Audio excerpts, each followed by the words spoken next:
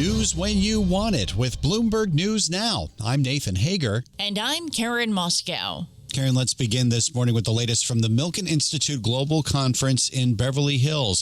Financial leaders gathering at the annual event may be warming to the idea of tariffs. But there's a catch, as we hear from Bloomberg's John Tucker. Good morning, John. Yeah, good morning, Nathan. The industry titans say they can live with tariffs and a reworking of trade. Just get it settled soon.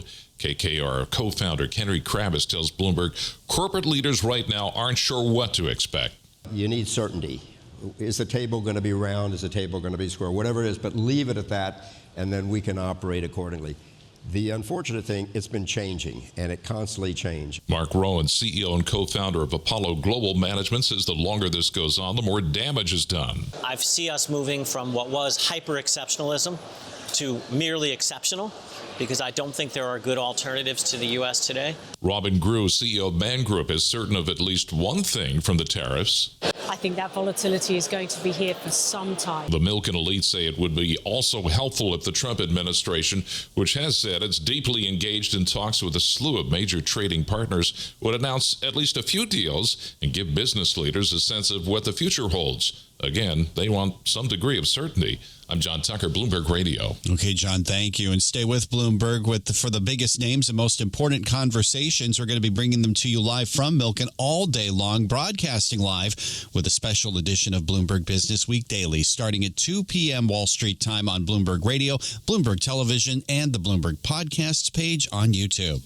Nathan, Canada's Prime Minister will meet with President Trump at the White House today. It'll be the first face-to-face meeting since Mark Carney won election, in part because of his anti-Trump message. Bloomberg's Amy Morris has a preview of today's meeting in Washington. Carney and Trump are expected to discuss trade issues and a broader relationship between Canada and the U.S. But when he was asked about the meeting, Trump told reporters in the Oval Office, "He's coming to see me. I'm not sure what he wants to see me about, but I guess he wants to make a deal. Everybody does, because we have something that they all want." The meeting comes after a trade war between the two countries, the U.S. placing tariffs on Canadian products, Canada retaliating with its own tariffs on U.S. goods. Carney has promised to protect Canadian sovereignty and strengthen trading relationships in Europe and Asia, saying that the old economic and security relationship with the U.S. is, quote, over.